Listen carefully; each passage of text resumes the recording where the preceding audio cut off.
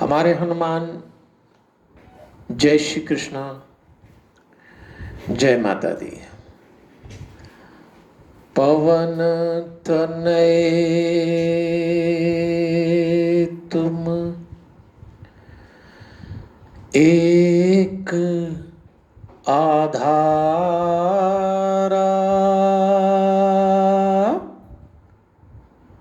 कथा कहूँ मैं मति अनुसार।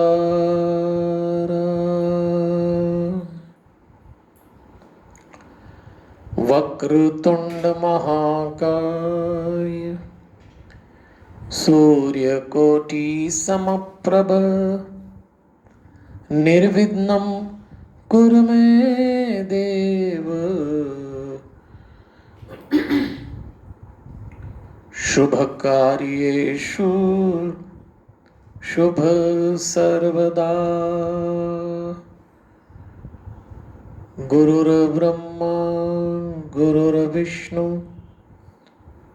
गुरुर्देव महेश्वर, गुरुर्साक्षात् परब्रह्म,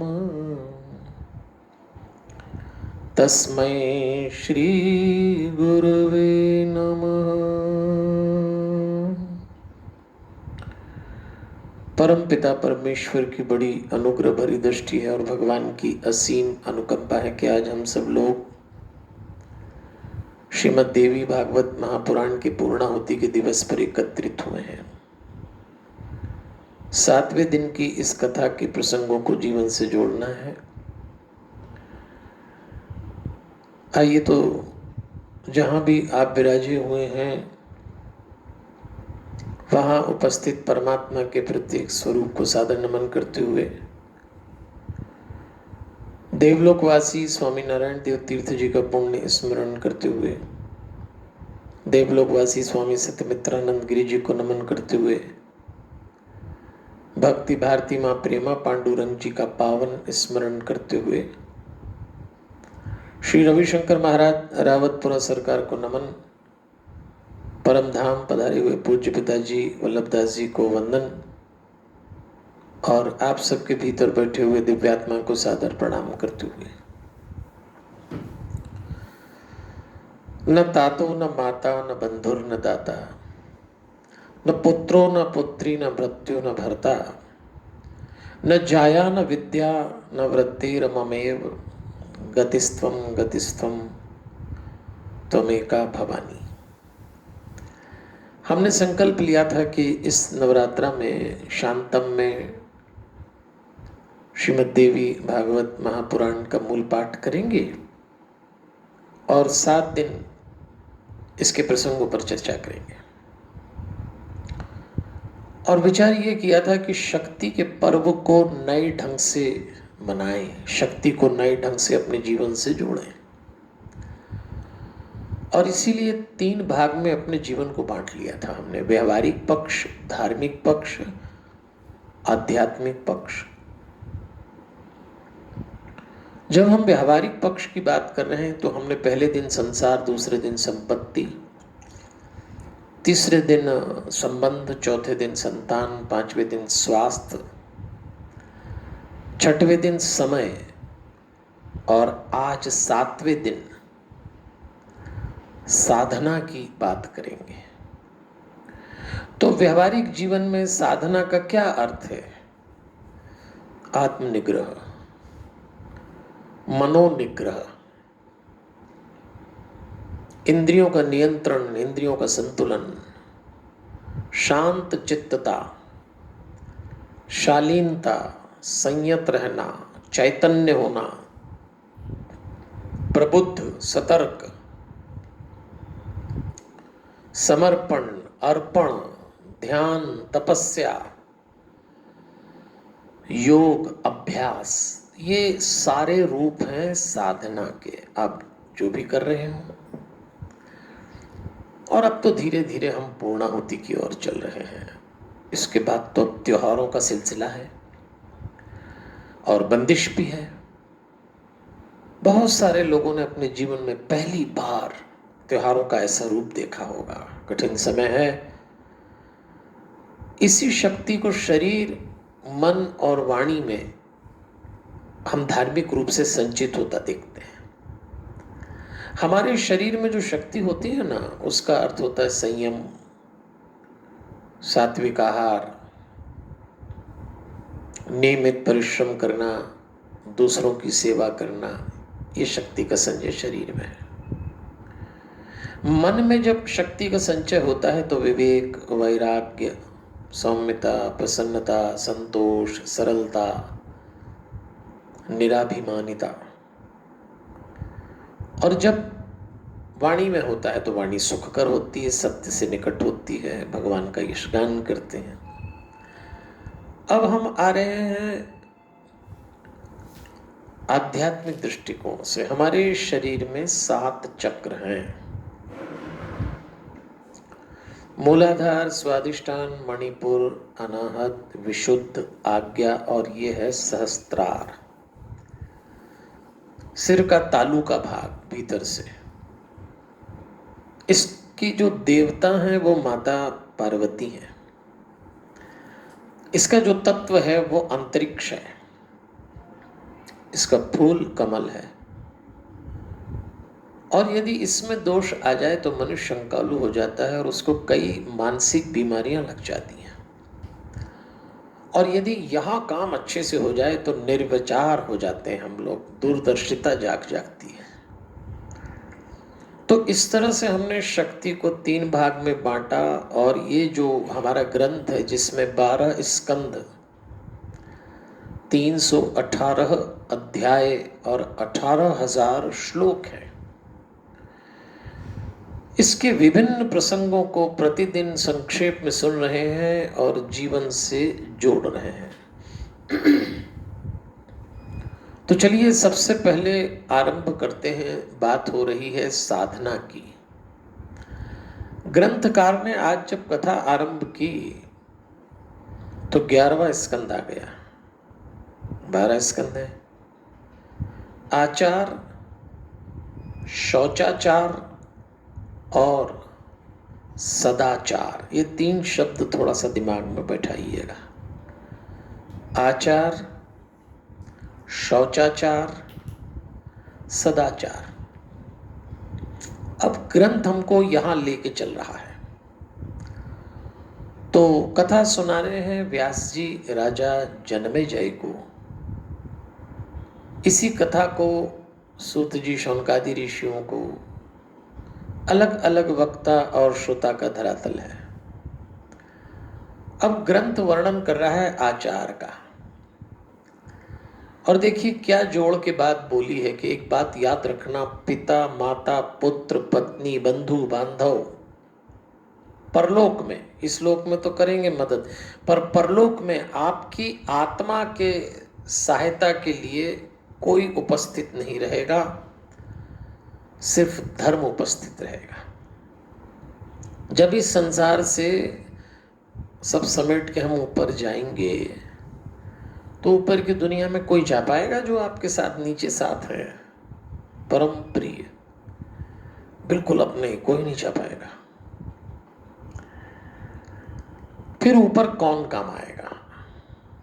आप जाएंगे आत्मा के साथ, आत्मा ही है हम, और वहां हमारा धर्म हमारे साथ होगा। तो चलिए अगला प्रश्न उठा कि फिर धर्म क्या है जो हमारे साथ जाएगा? तो उन्होंने कहा आचार प्रथमो धर्म, आचार ही मुख्य धर्म है, ऐसा श्रुति और स्मृति में कहा है। इसलिए प्रत्येक द्विज यानी प्रत्येक व्यक्ति को आचार का पालन करना चाहिए।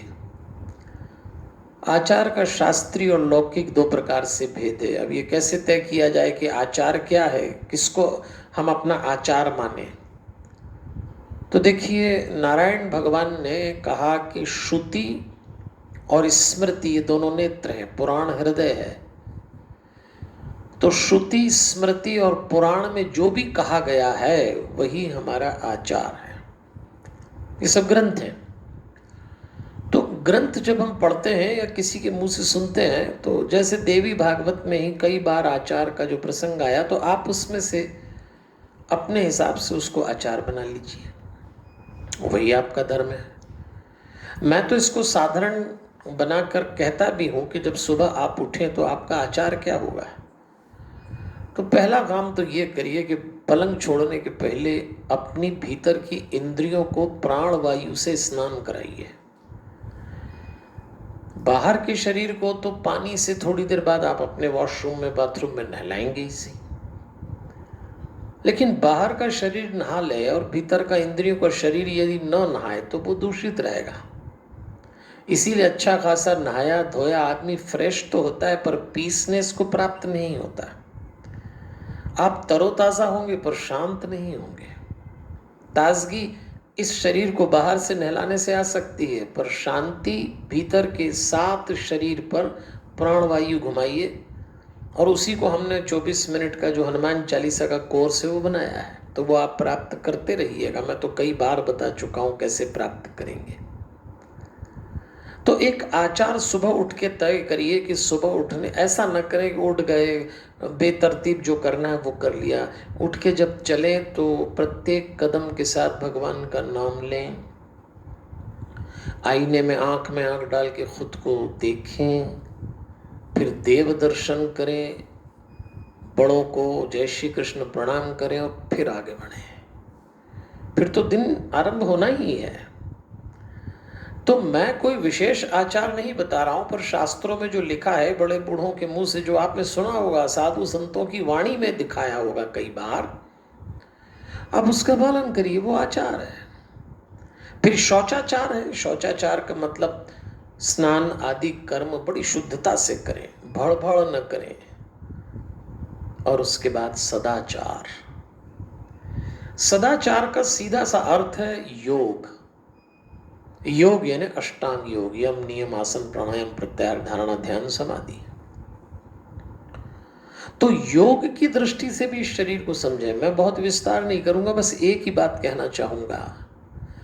आप अपने शरीर में भीतर बहुत अधिक ज्ञान न रख पाए तो बस एक ध्यान जरूर रखें कि ये शरीर मेरुदंड पर टिका हुआ है। मेरुदंड को अंग्रेजी में स्पाइनल कॉर्ड कहते हैं। इसके निचले सिरे से ऊपर के सिरे तक हमारी जीवन ऊर्जा घूमती रहती है। 33 अस्थि खंड से जुड़ने पर मेरुदंड बनता है। 72,000 नाड़ियां, ये सारा गणित मैं कई बार आपको समझा चुका हूं। तो जब आप प्राणायाम करें तो कल्पना करिए कि मेरुदंड से प्राणवायु नीचे जा रही है, उस जगह आप स्थापित करें और फिर वापस ऊपर ले जाएं।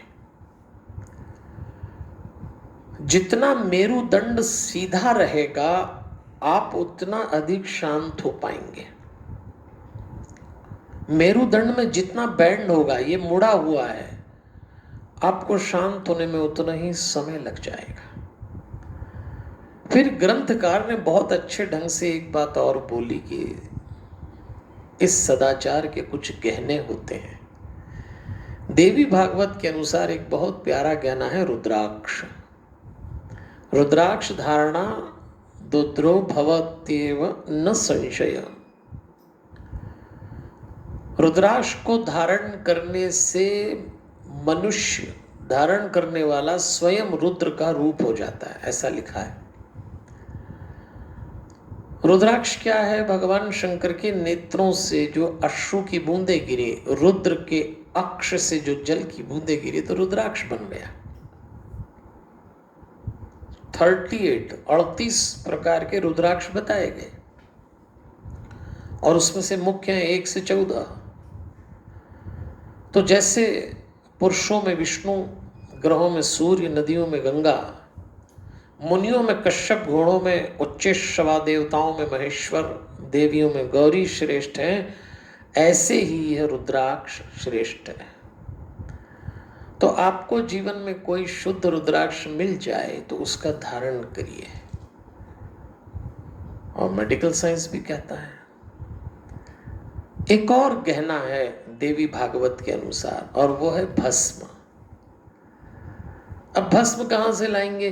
तो जो आप हवन करते हैं उसमें जो बाद में बचता है, जिसको बातचीत में राख कहते हैं लोगों को, राख नहीं भस्म है, वो रख लें। किसी और मंदिर में ऐसी आरती होती हो, जैसे मैं बोल रहा हूं उज्जैन, राजाधिराज दाता अवंतिका नाथ महाकाल महाराज की नगरी, तो यहाँ जो 12 ज्योतिर्लिंग में एक ज्योतिर्लिंग महाकालेश्वर महाराज हैं, यहाँ भस्म आरती होती है। कभी आते जाते उसको बुलवा लें और भस्म जरूर लगाएं, छाती पे लगाएं, दोनों बाहों में लगाएं, मस्तक पे लगाएं। ये बड़ा, और ओम नमः शिवाय कहते हुए लगाएं, ये बड़ा प्रतीकात्मक है। भस्म का अर्थ है सब कुछ भस्म हो जाएगा और उसके बाद भी जो बचा रहेगा वो परमात्मा है। वही भस्म आपको ये एहसास कराती है कि देखो इतना मोह माया मत पालो, एक दिन ये सब भस्म होने वाला है। फिर भी लगा रहे हैं, क्यों? क्योंकि इसमें परमात्मा का स्वरूप है। फिर कहा है संध्योपासना करें। अब आजकल कोई संध्या, त्रिकाल संध्या तो कर नहीं सकता, फिर भी कम से कम एक एहसास बनाए रखिए कि 4 बार ऊर्जा का लेवल चेंज होता है, एनर्जी लेवल। सुबह 100% पॉजिटिव, 100% नेगेटिव, दोपहर को 50 पॉजिटिव, 50 नेगेटिव, शाम को एनर्जी लेवल 100% नेगेटिव, 0 पॉजिटिव, और रात को नेगेटिव गिरता है, पॉजिटिव एनर्जी लेवल उठता है। तो 4 समय अलर्ट रहिए, और 4 समय यदि थोड़ा सा समय निकाल सके, 5-10 मिनट, तो कुछ न कुछ योग की क्रिया स्पाइनल कॉर्ड को सीधा करके कर लें। इस सब के लिए हमने कोर्स बनाया है, वो तो आप प्राप्त करते ही रहते हैं, और मैं निवेदन करूँगा कर लीजिए। तो आज के युग में जो त्रिकाल संध्या न कर पाए, वो कम से कम ये 4 बार ऊर्जा के लेवल के जो चेंजेस हैं उसको पकड़ के तो कम से कम कॉस्मिक एनर्जी और लाइफ एनर्जी को कनेक्ट करें। फिर ग्रंथकार ने गायत्री महिमा बताई है। यजुर्वेद के मंत्र ओम भूर भुवस्वः और ऋग्वेद के छंद के मेल से ये बना है ओम भूर भुवस्वः ओम तत्सवितुर्वरेण्यं भर्गो देवस्य धीमहि धियो यो नः प्रचोदयात्। ओम। गायत्री मंत्र पर मैं अभी बहुत अधिक नहीं बोलूँगा, समय की भी सीमा है, आपको पहले भी बोलता रहा हूँ, लेकिन दिन भर में गायत्री मंत्र के साथ हवन कर लें, भले ही गायत्री मंत्र का जप कर लें, माला जप लें, लेकिन करिएगा ज़रूर। फिर ग्रंथ ने घोषणा की कि जो आचार शौचाचार सदाचार को पालता है वो कैसा होगा? तो उन्होंने कहा आचारवान सदा धन्य, सत्यम सत्यम च नारद, 2 बार बोला उन्होंने। जो सदाचारवान हैं वो सुखी भी होंगे और शांत भी रहेंगे। आज जब हम देवी भागवत का इसको विराम दे रहे हैं, मैं इसलिए आचार शौचाचार सदाचार पर जोर दूंगा कि आने वाले कुछ माह हमारी और आपकी परीक्षा की घड़ी है। आप चैतान्यों को बहुत नजरअंदाज न करें। त्योहार का अवसर है, विवाह का अवसर आ रहा है, लोग मिल रहे हैं और सावधानियां छोड़ रहे हैं। ध्यान रखिए, इस बीमारी से सावधानी और आपकी सहन शक्ति 2 ही बचाएगी आपको। आपकी इम्यूनिटी कैसी है, या तो उससे बच जाएंगे, आपकी सावधानी जैसी है उससे बच जाएंगे। लेकिन सावधानी के मामले में लोग लापरवाही दिखा रहे हैं। तो मेरा तो कहना है कि ये जो आचार शौचाचार सदाचार मैंने बताया ना, इसका पालन करिए। नवरात्रा पूर्ण हो जाएंगी, पर संकल्प लीजिए कि आने वाले कम से कम 6 महीने बहुत सावधान रहिएगा। गलती आप करेंगे, कीमत दूसरे, और चलो दूसरे तो अपनी जगह हैं, आपका परिवार चुकाएगा। फिर कहा है दीक्षा के ऊपर, हमारे देवी भागवत ग्रंथ तो कहता है अवश्यम सातु कर्तव्या यतो बहु फला मता, दीक्षा अवश्य लेना चाहिए क्योंकि यह अनेक फल प्रदान करने वाली है। और इस दीक्षा में गुरु और शिष्य दोनों का भाव बहुत शुद्ध होना चाहिए। मैंने आपसे पहले भी कहा है, गुरु और शिष्य का संबंध देह से देह, पद से पद का संबंध नहीं है। यह संबंध है मंत्र का संबंध, और मंत्र प्रदान करने वाले माध्यम को दीक्षा कहा गया है। आपके जीवन में कोई और गुरु न आया हो तो आप हनुमान जी महाराज को गुरु बना लीजिए। जय जय जय हनुमान गोसाई, कृपा करो गुरुदेव की नहीं। फिर ग्रंथ में आया है कि देवी जी का गर्व चूर किया, फिर मणिद्वीप का दर्शन, फिर ग्रंथ की फलश्रुति बताई और कहा प्रसन्न हृदया सर्वे देवी पदाम्बुज आर्चकाः। जिन मुनियों ने ये सब जाना देखा वो सब प्रसन्नचित्त हो गए। और यही मैं अपनी बात समाप्त करूंगा आपसे। शक्ति पर्व पे आपने जो शक्ति की आराधना की है, इस कथा को सुना है, मूल पाठ से जुड़े हैं, यहाँ कराया, अपने घर कराया, सुख शांति और संपत्ति प्रदान करने वाली ये कथा आपके जीवन में शक्ति के सदुपयोग का प्रेरणा स्रोत बने। मैं संक्षेप में जो जो आपकी काम की बात हो सकती थी कहता चला गया, आप स्वीकार करते चले गए। तो यहीं से ग्रंथ को प्रणाम करेंगे। कल हमारे यहाँ हवन है, आप चाहें तो अभी भी सूचना दे सकते हैं कि इस हवन में हमारी ओर से भी आहुति हो जाए। कोई बहुत बड़ी राशि नहीं देना है, जो भी आप राशि देते हैं शांतम में काम आती है। दूसरी बात, कल शाम को 2 कार्यक्रम है। एक शाम रावण के नाम, खंडेलवाल हमारे समाज के लोग हैं, उन्होंने बहुत सुंदर आयोजन किया है, वो शाम को 5 से 6 है। और जो दूसरा महत्वपूर्ण कार्यक्रम है जो प्रतिवर्ष जयपुर से होता है, महापर्व एक शाम जीत के नाम, बड़ी संख्या में लोग हनुमान चालीसा का सामूहिक पाठ करेंगे। कल आप कितने व्यस्त हो, रात को 8 बजे फेसबुक लाइव, यूट्यूब लाइव पर आ जाइए, करिए हमारे साथ हनुमान चालीसा का पाठ और सुनिए राम कथा में श्री राम और रावण के युद्ध की छोटी सी कथा। कल अवश्य सुनिएगा। हमारे जयपुर के प्रदीप बाहेती जी, चंद्रमोहन शारदा जी, हमारे अंकुर चितलांगिया जी और इनके सारे साथियों ने मिलकर बड़ा अद्भुत आयोजन किया है। अभी मैं आपसे अनुमति लेता हूं, माता रानी से प्रार्थना करता हूं आपके जीवन में यश, मंगल और कीर्ति प्रदान हो। आज्ञा दीजिएगा। खुश रहिए, खुश रखिए। हमारे हनुमान, हमारे हनुमान, हमारे हनुमान।